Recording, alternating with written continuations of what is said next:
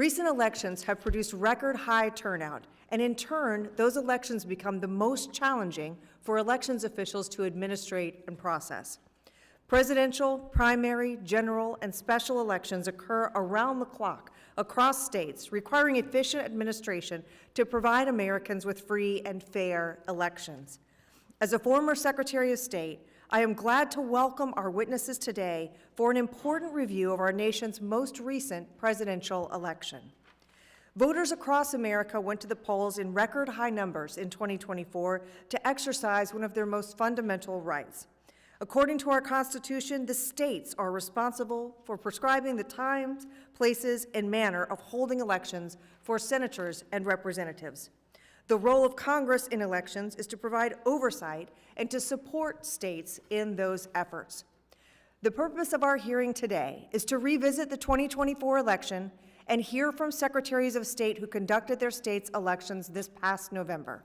Specifically, we will be looking at what went well and what lessons we can learn from each of the secretaries in administering free and fair elections, and how we can continue to protect and promote voter confidence. I thank all of our witnesses for coming before the committee today to share your knowledge and expertise on this matter.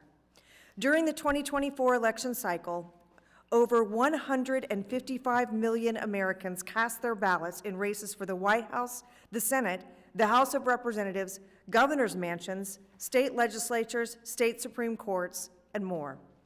Even with record high turnout, many states were able to report their results on election night for the presidency. However, some states were significantly delayed in calling races for the Senate and the House of Representatives for days, and in some cases, weeks. Something I was very proud of as Florida's former chief elections official was how quickly our state was able to call elections with confidence in our results. Undoubtedly, states with laws on the books for pre-processing of mail-in ballots regularly enforced deadlines for receipt on election day and consistent post-election audits of voter rolls are in the best position to administer their elections without undue delay and to report results on election night, which helps instill voter confidence. Many states across the country, including most of the states the secretaries here today represent, have taken initiative in enhancing their election security laws. When Americans feel their vote will count, they are more inclined to take the time to cast a ballot. Americans must know that their vote will not be misplaced, damaged, or otherwise interfered with, but instead it will be counted in a timely manner. Americans must also know that non-citizens' votes will not cancel out a legal vote. Strengthening our voting laws increases voter confidence and leads to higher turnout in our elections. This most recent election was proof of that. In Alabama, Louisiana, Idaho, and Ohio, successful election integrity measures have been implemented. Each of these states are evidence of how enhancing election integrity and security can help to manage high voter turnout, voter access, and the rapid process of ballots to certify results on election night. While states are the primary authority on how elections are conducted, it is our role here in Congress to assist in any way that we can. One way we will be able to help provide resources to states is by passing the Safeguard American Voter Eligibility, or the SAVE Act. This bill would bring critical reform to the National Voter Registration Act that would help prevent non-citizens from being added to voter rolls.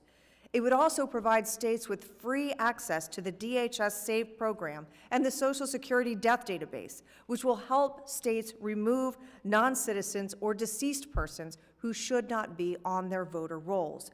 In doing so, the SAVE Act would codify many of the measures included in President Trump's recent executive order to strengthen election integrity and security. Running a successful and uneventful election is no easy task. I am looking forward to learning from each of you about how you successfully ran elections in each of your states in 2024 and how Congress can assist in future elections. Thank you for being here today, and I look forward to our conversation. With that, I yield to Ranking Member Sewell for an opening statement.